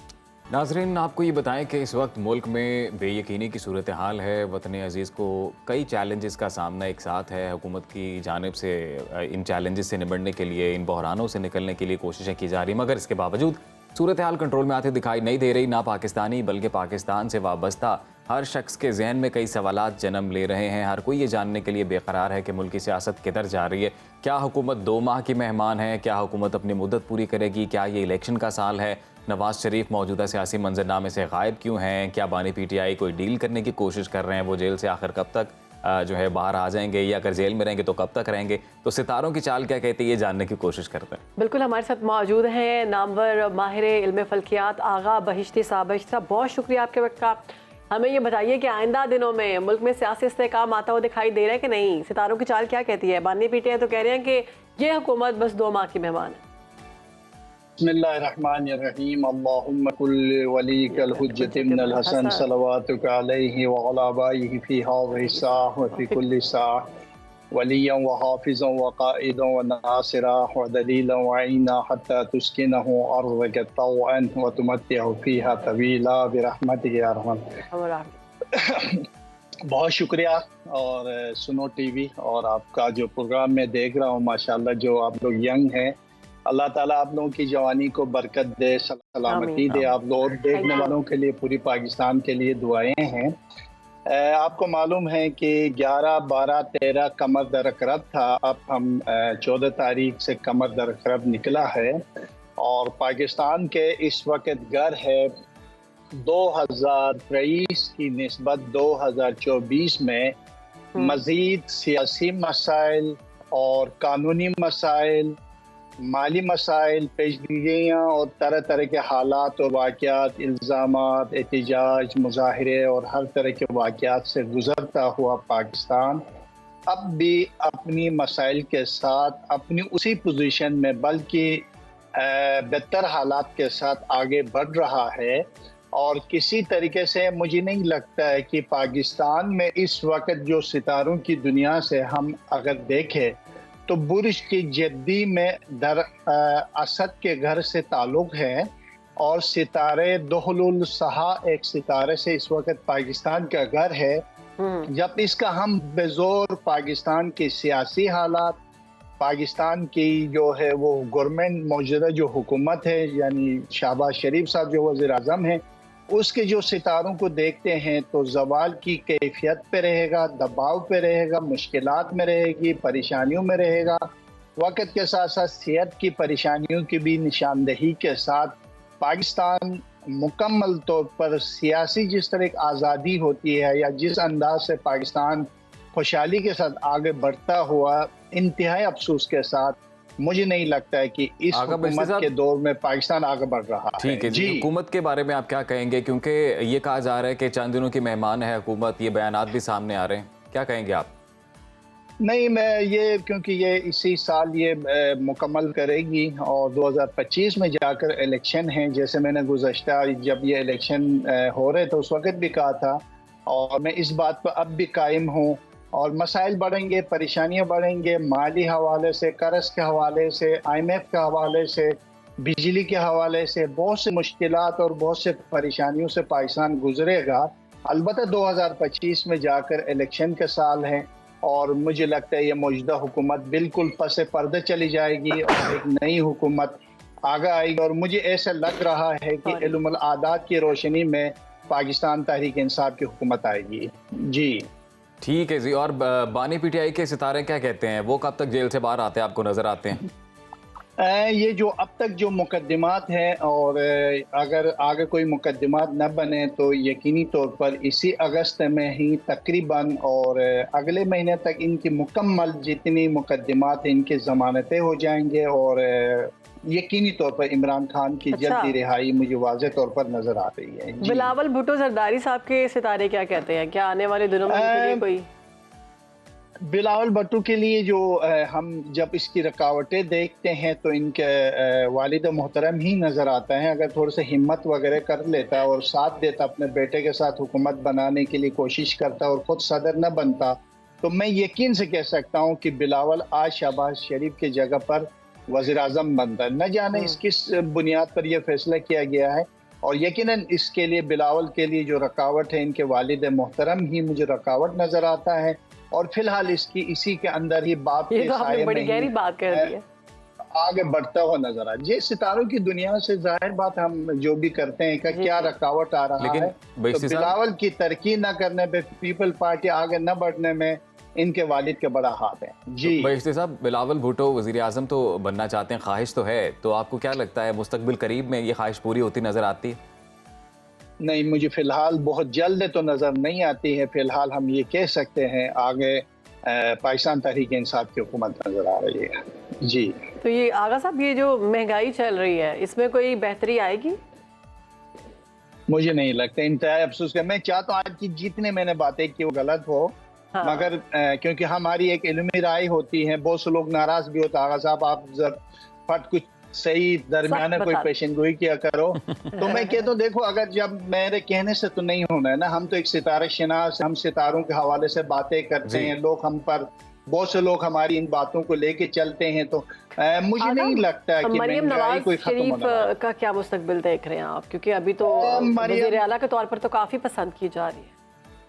मैं मरियम नवाज के जो सितारे हैं ना वो अपनी जगह पर बहुत ज़बरदस्त है। पाकिस्तान मुस्लिम लीग की जो ताकत है ना, वो मैंने पहले भी कहा था, पार्टी के हवाले से मरियम नवाज इस वक्त शहबाज शरीफ, हमजा शहबाज और दीगर उनकी फैमिली, मियाँ नवाज शरीफ या दीगर उनके बेटे और भी ले ले, मरियम के जो भाई है वो पस से पर्दा जाते हुए नजर आते हैं और मरियम ये पार्टी को अपने हाथ में रखेगी और वक्त के साथ साथ पाकिस्तान के जो सियासत है, पाकिस्तान मुस्लिम लीग नून के हवाले से मियाँ नवाज शरीफ के लिए भी मरियम से परेशानियां होंगे और शहबाज शरीफ के लिए भी परेशानियां होंगे, तो मरियम अपने रास्ते बना रही है और आगे बढ़ रही है। जी बताइएगा कि मियाँ नवाज शरीफ साहब के सितारे क्या कहते हैं? अभी तो वो पसे पर्दा ही नजर आते हैं, तो क्या मुस्तकबिल में वो फॉर फ्रंट पे नजर आएंगे? कभी मैं ये सितारों को देखता तो मुझे हंसी भी आती, मैं हैरान हो जाता हूँ। मुझे ऐसे लगता है कि जिस तरह इमरान खान कैद है या जेल में है, फिलहाल मियाँ नवाज शरीफ की सियासी कैद या ऐसी किसी परेशानी में है या किसी ऐसी मुश्किल में है, मैं ये कहने दीजिएगा बेज़ाहिर आज़ाद होने के बावजूद भी सितारों की दुनिया में नहर एक सितारे से इस वक्त ताल्लुक है। सब कुछ होने के बावजूद भी कई जैसी हालात हैं, अपनी आज़ादी पर नहीं है, अपनी बात पर नहीं है, अपनी जो बात करने चाहिए उस पर नहीं है, कुछ बोलना चाहते हैं उस पर नहीं है, तो सब चीज़ों पर तालाबंदी नजर आती है। बल्कि इससे ज्यादा मुझे इमरान खान ज्यादा आज़ाद नजर आता है, हालांकि जेल में होने के बावजूद। और आप सितारों की चाल की रोशनी में कोई ऐसी प्रेडिक्शन कर सकते हैं जिससे ये पता चल सके कि आने वाले दिनों में इदारों और सियासतदानों के माबैन जो हम लोग एक चपकलिश देखते हैं, जो दूरियां बढ़ती देखते हैं, ख़त्म होती नजर आएंगी? जी जाहिर बात है, जिस तरह पाकिस्तान के हालात जा रहे हैं और आलमी सतह पर मसाइल, मुश्किलात और जंगों की हालात है, और फिर अमेरिका में भी तब्दीली हैं और उसके असरात पाकिस्तान पर पड़ेंगे, मुज़ाकरात होंगे। जाहिर बात है जो हमारे जो इदारे हैं, हमारी जो हुकूमत है या हमारी जो भी ताकतवर लोग हैं, उनसे मामला तय होंगे और आगे अच्छी खबरें जो है पाकिस्तान तहरीक इंसाफ के लिए वाज़े तौर पर मौजूद हैं। और मैं आपको बता दूं कि पाकिस्तान तहरीक इंसाफ का अच्छा मुस्तकबिल आने वाले वक्त में बुलंदियों के साथ है और पाकिस्तान मुस्लिम लीग की इंतहाई मुश्किलात और जवाल के साथ मौजूद है। आगा अजीम का मुस्तकबिल क्या कहता है? ये मेरे साथ जो बैठा हुआ है। अच्छा खैर, उसका तो आपको पता है ना, उसका नाम चाहिए और उसकी वालिदा और वालिद के नाम चाहिए। अगर आप लोग जायचा बनाना चाहते तो डिटेल देते। मैं वैसे जायचा बहुत अच्छा बनाता हूँ। अभी मैं आपके प्रोड्यूसर का बनाने वाला हूँ, उसको जायचा भेजूंगा। मेरा भी बनाइएगा, मैं आपका नंबर ले लेती हूँ। जी बिल्कुल बिल्कुल, आप अपने डिटेल दे दे, आपका पूरा नाम, आपके वालिद। मैंने अपना और अजीम का इसलिए पूछा है क्योंकि मुल्की हालात तो बड़े ही तकलीफदेह दिखाई दे रहे हैं, जो सितारे बता रहे हैं, तो हम अपने पूछ लें कि हम किस तरफ जा रहे हैं। आपको मैं बताऊं, मीडिया के चंद लोगों पर सवाल जरूर है, मगर आपके चैनल के लिए माशाल्लाह है, ये मैं आपको बता रहा हूँ। आप अपने चैनल की तरफ मुतमईन हो जाएगा। ये चैनल बहुत आगे जाने वाला है। जी इंशाल्लाह। थैंक यू सो मच आगा साहब, आपने वक्त दिया और ये जाते जाते जो ये तो बड़ी अच्छी बात सुना दिया। बात है। इसी से हमारा ताल्लुक है और मुल्क से भी है। मुल्क हमारा बेहतर हो इंशाल्लाह, हालात बेहतर हो। शहरवानों में बहुत एक्साइटेड हूँ, पूछे क्यों? मुझे ये बताइए क्या लेके आए आप? यही तो मेरी एक्साइटमेंट की वजह थी। मैं इसको ओपन करके देखूं? मैं वही कह रहा था कि आपके लिए एक चीज मैंने मंगवाई है। जीरा प्लस चाय और गुफ्तगू का प्लस। ओह माय गॉड, मेरी तस्वीर है इसके ऊपर। जी बिल्कुल। ये सिर्फ आपकी नहीं है, ये मैंने अपने लिए भी बनवाया बॉक्स। आपको पता है ये है जी जीरा प्लस का गुफ्तगू एडिशन बॉक्स। और ये मैंने ऑर्डर किया इन्हें। इसका बड़ा ही सिंपल सा तरीका है। इसमें आप देख सकते हैं QR कोड है इसके ऊपर, इस बॉक्स में देख सकती हूँ। ये है तो आप समेत और भी हमारे जितने नाजरीन इस वक्त देख रहे हैं जनाब, आपने इस QR कोड को स्कैन करना है और आपने भेजनी है जी अपनी फोटो। एक साथ रखते हैं हमने हमारी तस्वीरों को। जी बिल्कुल। तो आपका भी इस तरह से गुफ्तगू एडिशन स्पेशल जो जीरा प्लस है, जिस पर आपकी फोटो बनी होगी, जिस तरह से मेरी और ये शहरबानों की बनी हुई है, ये बहुत अच्छा सरप्राइज है। आप लोगों के आ जाएगी। तो मेरा भी आपने वो उस दिन आप ये काम कर रहे थे। मैं ये तो बात कर रहा था, मैंने कहा मैंने सोचा आपको सरप्राइज दे। जब मुझे पता चला कोई चार्जेस है? नहीं कोई चार्जेस नहीं, ये गुफ्तगू एडिशन बॉक्स आ रहा है इसका। Nice, I like it. बहुत जबरदस्त। आप जब आपका टी टाइम होता है उसके साथ आप जीरा प्लस बिस्किट खाएं, अपने टी टाइम को भी इंजॉय करें, और उसके साथ आपका गुफ्तगू एडिशन बॉक्स आपके पास पड़ा होगा जिसपे आपकी पिक्चर लगी होगी, तो ये एक तरह से सोवेनियर भी बन जाता है। तो आप इस तरह से इसे रख भी सकते हैं। ये बड़ा स्पेशल गिफ्ट भी हो सकता है। बहुत अच्छा गिफ्ट है, मैं इसको लेके जाऊंगी। बहुत पसंद आया। Thank you so much. Thanks to me and thanks to जीरा प्लस। या थैंक यू बहुत ऑफ यू। चलिए जी, अब ये तो हो गया। अब हम बात करते हैं कि फिटनेस सेहत के लिए कितनी ज़रूरी है। तो फिटनेस के अलावा तो ज़िंदगी जो है ना वो थोड़ी मुश्किल है। तो मोटापा जो है वो हम देख रहे हैं कि बीमारी के तौर पर बढ़ता ही जा रहा है। हमारी जो यूथ है ज़्यादातर सन करती है फास्ट फूड खाना, जिसकी वजह से बहुत ज़्यादा मोटापा हम देख रहे हैं। एक्सरसाइज नहीं करते, योगा नहीं करते, तो मुश्किलात का सामना होता है। तो हम दोनों पाकिस्तान में कोशिश करते हैं कि आपके लिए कोई ना कोई ऐसी प्रोडक्टिव चीज़ लेके आएँ कि आप अपने घर में बैठ कर क्या क्या एक्सरसाइज कर सकते हैं। तो हमारे साथ मौजूद है जी फिटनेस एक्सपर्ट है सैमी चौधरी। वो आपको बताएंगे कि क्या कुछ करना है इस हवाले से। क्या आपकी वार्डरोब भी ये सोचकर भरी पड़ी है कि हम पतले होकर ये सूट पहनेंगे? तो आपका इंतज़ार हुआ बिल्कुल ख़त्म। Hello, this is Sammy, your fitness coach. मैं आप लोगों के लिए लेकर आई हूँ टॉप 7 ऐसी एक्सरसाइजेस जिन्हें आप जस्ट 15 डेज फॉलो करने के बाद अपना ड्रीम सूट पहन सकते हैं।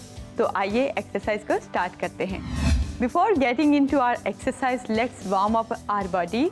तो वार्म अप करने के लिए आप इजी मार्च भी कर सकते हैं या फिर थोड़ा सा जॉगिंग करेंगे। मैं इस एक्सरसाइज में आप लोगों को जॉगिंग रेफ़र करूँगी क्योंकि जॉगिंग से है हमारी जो कैलोरीज हैं वो बहुत जल्दी से बर्न हो जाती हैं। आपने जस्ट 30 सेकंड्स के लिए ये जॉगिंग करनी है। इससे आपकी बॉडी फुल वार्म अप हो जाएगी और चार्ज हो जाएगी। आप नेक्स्ट एक्सरसाइज इजीली कर सकेंगे। तो 30 सेकंड्स आपने साथ साथ काउंट भी करने हैं। अब हम आते हैं अपनी फर्स्ट एक्सरसाइज की तरफ। फर्स्ट एक्सरसाइज करने के लिए आपको कोई वाटर बॉटल्स की ज़रूरत होगी या घर पे कोई भी इक्विपमेंट्स जो हैंडी हों, आप उनको इजीली कैरी करके आप एक्सरसाइज स्टार्ट कर सकते हैं। मेरे पास हैं कुछ डंबल्स, छोटे छोटे हैं, ज़्यादा बड़े नहीं हैं, तो मैं उनके साथ आपको बता देती हूँ हमने करनी कैसी है। ये हमारे डंबल्स हैं। पोस्चर पे ख्याल रखना है, एक्सरसाइज आपको समझ आ जाएगी, ठीक है। लेग्स को थोड़ा सा ओपन करना है और अपने पाँव को इस तरह से टच करेंगे, ऊपर आएंगे एंड आर्म्स अप। इसी तरह से ऐसे डाउन, आर्म्स अप। ठीक है, इसको आप 20 टाइम्स रिपीट करेंगे तो बनेगा एक सेट। इस तरह के आप 3 सेट्स लगाएंगे तो हमारी एक्सरसाइज नंबर 1 कंप्लीट होगी। मैं थोड़ा स्लोली इसलिए कर रही हूँ ताकि आप लोगों को एक्सरसाइज समझ आ जाए। आपने इससे थोड़ा तेज़ी से लगाना, ये ऐसे। ठीक है, 20 काउंट करने के बाद थोड़ा सा रेस्ट लेंगे, सेट 1 लगाएंगे, सेट 2, सेट 3 एंड आपकी एक्सरसाइज नंबर 1 कंप्लीट हो जाएगी। ओके, तो सेकंड एक्सरसाइज में आपको क्या करना है कि आप जो भी चीज़ यूज़ करें, डंबल यूज़ करें, कुछ भी, आपने अपने लेफ्ट आर्म को अपनी बैक पे एज अ सपोर्ट यूज़ करना है और राइट आर्म से आपने इस तरह से इसको उठाना है, ज़मीन पे टच करना है, यहाँ रखना है और आर्म अप, यहाँ एंड दिस पे। आप इसको 20 टाइम्स लेफ़्ट साइड पे रिपीट करेंगी और 20 टाइम्स राइट साइड पे रिपीट करेंगी। इसी तरह से तो ये बनेंगे 40 रेपिटेशन। 40 रेपिटेशंस का एक सेट बनेगा। आप इस तरह के 3 सेट्स लगाएंगे तो हमारी एक्सरसाइज नंबर 2 कंप्लीट हो जाएगी। अब आते हैं हम अपनी थर्ड एक्सरसाइज की तरफ। उसके लिए आपको क्या करना है, ये इनको दोनों को होल्ड करना है और अपनी लेग्स को थोड़ा स्क्वाट पोजीशन में ओपन करके और इस तरह से अपने फ्रंट पे यूँ लाना है और थोड़ा स्टे लेना है। इसको आपने 20 टाइम्स ही रिपीट करना है। 3 सेट्स लगाएंगे और ये हमारी एक्सरसाइज नंबर 3 कंप्लीट हो जाएगी। अब आते हैं हम एक्सरसाइज नंबर 4 की तरफ। ये ज़्यादा ट्रिकी नहीं है, कोई भी कर सकता है। ठीक है, एक्सरसाइज नंबर 4 के लिए आपको क्या करना है, इनको अपने शोल्डर्स पे प्लेस करना है इस तरह से। स्क्वाट पोजीशन में इस तरह से जाना है एंड अप, 1 एंड 2। ये इस तरह से आपको इसके भी 20 रेपिटेशंस के साथ 3 सेट्स लगाने हैं तो आपकी एक्सरसाइज नंबर 4 कंप्लीट हो जाएगी। अब आते हैं हम अपनी एक्सरसाइज नंबर 5 की तरफ। उसके लिए आपको क्या करना है, इसको ऐसे अपने हाथों में होल्ड करना है और ऊपर ले जाना है। अपनी लेग्स को इस तरह से अपनी बेली के साथ टच करने की कोशिश करनी है। इस तरह से आपके बेली का फैट, थाइज़ का फैट गायब हो जाएगा क्योंकि हम फुल बॉडी फैट लॉस कर रहे हैं तो ये पूरी बॉडी को इंगेज रखना बहुत ज़्यादा ज़रूरी है। तो इसके भी आप 20 रेपिटेशंस लगाएंगे 3 सेट्स के साथ। तो ये हमारी 5th एक्सरसाइज है। अब हम आते हैं अपनी 6th एक्सरसाइज की तरफ जो कि बहुत ज़्यादा ज़रूरी है। उसके लिए आपको क्या करना है, let's get into the floor. Plank position में आना है और अपनी बॉटल्स हैं या कुछ भी, उनको होल्ड करते हुए अपनी बैक पे ले जाना है। इस तरह से 20 रेपिटेशंस लगाएंगे और 3 सेट्स लगाएंगे। इसके भी तमाम एक्सरसाइजेस के 20 रेपिटेशंस और 3 सेट्स लगाएंगे। थोड़ा थोड़ा रेस्ट लेंगे हर सेट के बाद। तो ये है हमारी एक्सरसाइज नंबर 6। अब आते हैं हम अपनी लास्ट एक्सरसाइज की तरफ। हम जाएंगे प्लैंक पोजीशन में। आपको कोई ज़रूरत नहीं है योगा मैट की, आप कहीं भी प्लैंक कर सकते हैं। अपनी एल्बोज़ पे यहाँ पे होल्ड करेंगे और 30 काउंट करेंगे, 1 2 3 28 29 एंड 30।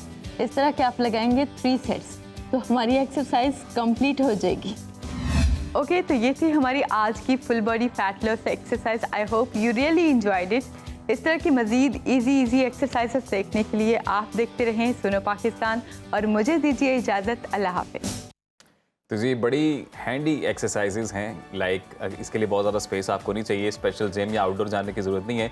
आप लोग अपने बेडरूम में भी ये कर सकते हैं, घर में जहाँ कहीं पे थोड़ी सी स्पेस हो, ये करके आप फिट रह सकते हैं, मोटापे से जान छुड़ा सकते हैं और हेल्दी रह सकते हैं। आज दुनिया भर में बाएं हाथ वाले लोगों का आलमी दिन मनाया जा रहा है। बाएं हाथ वालों से मुराद ये है कि हम मोस्टली लोग जो होते हैं वो राइट हैंड ज़्यादा यूज़ करते हैं, लेफ्टीज़, यस। और जो लोग ज़्यादा लेफ्ट हैंड को यूज़ करते हैं, यानी खाना खाते, हालांकि मना किया जाता है खाना खाते वक्त ना यूज़ करें, लेकिन जिनको बचपन में मना नहीं किया जाता फिर उनकी आदत हो जाती है, वो करते ही करते हैं।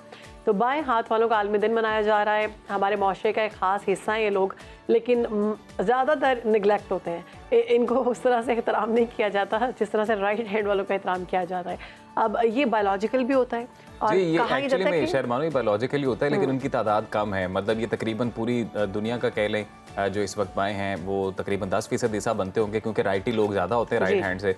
इनको जिन मुश्किलात का सामना करना पड़ता है वो इस तरह की होती है क्योंकि ज़्यादातर दुनिया में जो मशीनरी डिज़ाइन होती है या जो भी प्रोडक्ट्स डिज़ाइन होते हैं वो राइट हैंड यूज़र्स के लिए ज़्यादा फ्रेंडली बनाए जाते हैं, क्योंकि वो ज़्यादातर आवाम जो होती है वो राइटी होते हैं। और मैंने ये सुना है कि तहकीक में भी ये बात सामने आई है कि ये लोग जो हैं ये इंटेलिजेंट ज़्यादा होते हैं राइट हैंड वालों की निस्बत। ज़हनी सलाहियत गैर मामूली होती है इनकी। मशहूर शख्सियात जैसे हम उनका जिक्र करें तो बिल गेट्स जो है वो भी लेफ्टी थे, और बहुत सारी ऐसी शख्सियात हैं जो लेफ्टी हैं। लियोनार्डो डा विंची हैं, पाब्लो पिकासो हैं, ये लेफ्टी थे। और वाकई ये अच्छा, ये मैंने भी अपनी रियल लाइफ में क्या कहते हैं ना, रियल टाइम एक तजुर्बा किया हुआ है। हमारे साथ स्कूल में मेरे क्लास फेलो था, he was lefty and he was extraordinary intelligent. मैंने उसको देखा है, और स्पेशली आर्ट्स, फाइन आर्ट्स वाले बहुत ज़बरदस्त होते हैं, बहुत ज़बरदस्त की तख्लीकी सलाहियत बहुत अच्छी थी। बिल्कुल, कुछ बच्चे मैंने भी देखे हैं अपने ख़ानदान में, वो लेफ्टीज़ हैं और वो बाकी बच्चों से ज़्यादा इंटेलिजेंट हैं। तो इनकी कदर करें, इनसे प्यार करें, ये बायोलॉजिकल इशू होता है, इसका इनसे कोई मसला नहीं है। लेकिन हम तो शहर वालों उनसे कदर और प्यार कर रहे हैं, इसलिए तो उनका आज लेकिन कहा जाता है कि हमारे माशरे में ना इनको थोड़ा इतना इंपॉर्टेंस नहीं दी जाती, और कहा जाता है कि तुम राइट हैंड से क्यों नहीं खा रहे, तुम राइट हैंड से इस्तेमाल क्यों नहीं कर रहे, तुम राइट हैंड का इस्तेमाल करो और राइट हैंड से सब कुछ करो। लेकिन यह सब उनके लिए करना मुश्किल होता है। अब चीज़ें जो बनाई जाती हैं जैसे बैट्स हो गए, पेन हो गए, पेंसिल्स हो गई, और बहुत सी चीज़ें, कैंची, ये भी राइट हैंड वालों के लिए बनाई जाती है, लेफ्ट हैंड वालों के लिए बनाई ही नहीं जाती, तो इसलिए उनको बहुत मुश्किल। क्रिकेट आपको पता पाकिस्तान में कितनी देखी जाती है, आपने भी देखी होगी क्रिकेट। आपको पता है left hand batsman most of the time कितने अच्छे आते हैं पाकिस्तान में, और लेफ्ट आर्म बॉलर्स भी बड़े अच्छे होते हैं। बिल्कुल, तो ये है, इसकी क्या वजह है? ये भी बायोलॉजिकल मेरे ख्याल से कि ज़्यादातर लोग जो हैं वो राइट हैंड के लिए डिज़ाइन हुए होते हैं, उनको वो चीज़ें सिर्फ समझ आ रही होती हैं। तो जो लेफ्टी होते हैं वो थोड़ा सा एज ले जाते हैं, थोड़ी वो डिफरेंट कह लो चीज़ इनोवेट करते हैं जब तो उन्हें एक एज मिलता है उसमें। हाँ, और वो इंटेलिजेंट भी होते हैं, और उनका आज आलमी दिन मनाया जा रहा है, तो हमारी तरफ से उनको हम कंग्रेचुलेट ही कर सकते हैं कि आप हमसे इंटेलिजेंट हैं, हम राइट हैंड वाले हैं, आप लेफ्ट हैंड वाले हैं। चलें, ये तो हो गई खबर। अफसोसनाक खबर आपके साथ शेयर करेंगे। कल एक अफसोसनाक वाक़या हुआ, मोहन जई का एक बड़ा जो बाब है वो बंद हो गया जी। बुलंद तरीन चोटी है जी, ब्रॉड पीक, और वहाँ पर ये माउंटेनियरिंग के लिए गए हुए थे हमारे बड़े ही फेमस माउंटेनियर हैं, और एक हादसा वहाँ पर पेश आया उन्हें। सर के जो है वो सर पर उनके चोट लगी है, इस दौरान वो ज़ख्मी हुए हैं। हालांकि मारूफ रिकॉर्ड याफ्ता पाकिस्तानी कोपेमा है मुराद सतपारा, वो जानबर ना हो सके इस हादसे के दौरान, और मुराद सतपारा पुर्तगाली और नेपाली कोपेमा के साथ ब्रॉड पीक की मुहिमजोई के लिए रवाना हुए थे, जहां फिर हफ्ते के रोज़ ब्रॉड पीक सर करने के बाद वो वापसी पर जब वो कैंप 1 में आ रहे थे तो रॉक स्लाइडिंग हुई उस दौरान, और उस रॉक स्लाइडिंग की जद में वो आकर लापता हुए थे। इत्तला मिलने पर 11 अगस्त को पाकिस्तान आर्मी की जानिब से रेस्क्यू ऑपरेशन शुरू किया गया, और 6 रुकनी रेस्क्यू टीम ने कोह पेमा की मैयत को तलाश किया फिर, और इतलात के मुताबिक मुराद सतपारा को पहाड़ से गिरने वाले पत्थर से शदीद चोटें आई थी और वो गहरी खाई में गिर गए थे, जिसके बायस वो जान की बाजी हार गए। तो कोहपेमा मुराद सतपारा पाकिस्तान का एक गुमनाम हीरो है। उन्होंने K2 पर जो है वो अपनी शर्ट उतार कर जो है वो एक रिकॉर्ड कायम किया था। फिर रवा साल मुराद सतपारा ने K2 क्लीन अप समेत जो है वो K2 रेस्क्यू मिशन में भी हिस्सा लिया। इसके अलावा K2 समेत कई चोटियों पर सब्ज़ हिलाली परचम वो लहरा चुके हैं, और उनकी जो तस्वीर ऐसे मकामात पर, ऐसे मौक़ों पर ली गई हैं, वो भी हम अपने टीवी स्क्रीन पर शेयर कर रहे हैं। और ये बहुत बड़ा नुकसान है एक पाकिस्तान के लिए। पैमाई की दुनिया में समाजी शख्सियात ने मुराद सतपारा के इंतकाल पर गहरे दुख और रंज का इजहार करते हुए उनके लिए दुआ की है, मगफिरत की दुआ की गई है कि परवरदिगार उनकी मगफिरत फरमाए, और ऐसे हादसात का शिकार जो हमारे कोपेमा हैं वो मज़ीद ना हो। तो बिल्कुल जी, आगे बढ़ते हैं और एक और टॉपिक अब हम शामिल करते हैं जी। पाकिस्तान के हीरोज़ की हम बात कर रहे हैं जी, तो अब उनकी बात करेंगे जिन्होंने पाकिस्तान का नाम रोशन किया। हमारे अगले मेहमान एक स्क्वॉश प्लेयर हैं जिन्होंने हांगकांग में होने वाली अंडर 13 जूनियर स्क्वॉश चैंपियनशिप का जो टाइटल है वो अपने नाम किया है। हुज़ैफा इनका नाम है। फाइनल में गैर मामूली खेल का मुजाहरा करते हुए टॉप रैंक एशियाई खिलाड़ी वोंग होक्यू को इन्होंने शिकस्त से दो चार किया। हुज़ैफा इससे पहले भी बहुत से मुकाबलों में कामयाबियां समेट चुके हैं। हमारे साथ हैं, उनसे बात करते हैं। बिल्कुल जी, स्क्वॉश के लेटेस्ट चैंपियन हुज़ैफा शाहिद हमारे साथ मौजूद हैं। हुज़ैफा, वेलकम करते हैं आपको, बहुत बहुत मुबारक हो आपकी कामयाबी पर। कितनी प्रिपरेशन की थी आपने? लग रहा था कि आप जीत कर आएंगे? First of all thank you कि आपने मुझे प्रोग्राम में इनवाइट करा एंड खुशी तो मुझे बहुत थी इस इवेंट जीतने के लिए। बहुत बड़ा इवेंट था प्लैटिनियम। कैमरा एक जगह पे रख ले इसके पीछे काफी वक्त से मेहनत चल रही थी, 2-3 महीने से, जिसकी मैंने इस इवेंट के लिए तैयारी कर रहा था। मैंने प्लान बनाया था इस 2 इवेंट्स का एंड उसके लिए तैयारी चल रही थी और मैं अपनी अल्लाह का शुक्र है अपने जो सफर में कामयाब हुआ इस साल दोनों मैच जीता। अभी जापान में मैं जीता हूँ आज फाइनल जीता। ठीक है जी। हुज़ैफा ये बताइएगा कि कंपटीशन कैसा रहा आपको? एंजॉय किया आपने? जी एंजॉय किया क्योंकि मैच टफ होते सारे, प्रेशर भी होता है मैच का। तो सेमीफाइनल में टफ था एंड फाइनल दोनों टफ थे मेरे। तो फाइनल में तो मैंने एशियन नंबर 1 को हराया था, हांगकांग के वांग हो क्यू को, और वो एशियन नंबर 1 था। उसको हराने का मुझे मतलब बहुत प्राउड फील हुआ। ठीक है चलिए हुज़ैफा, बहुत शुक्रिया, आपने सुनो पाकिस्तान को वक्त दिया। हमारी दुआएं, हमारी नेक तमन्नाएं आपके साथ हैं। इसी तरह से जारी सारी रखें, ना सिर्फ अपना बल्कि पाकिस्तान का नाम भी रोशन करें। बिल्कुल जी, हमारे हीरो हैं और इस तरह के हमारे हीरो को सराहा करें। इनको ज़रूरत होती है कि आप सराहते रहें। उम्मीद करते हैं कि आज का प्रोग्राम आपको पसंद आया होगा। इंशाल्लाह कल आपसे मुलाकात होगी नए प्रोग्राम के साथ, नए मौज़ूओं के साथ, नए गेस्ट के साथ। तब तक के लिए अपना ख्याल रखें। अल्लाह हाफ़िज़।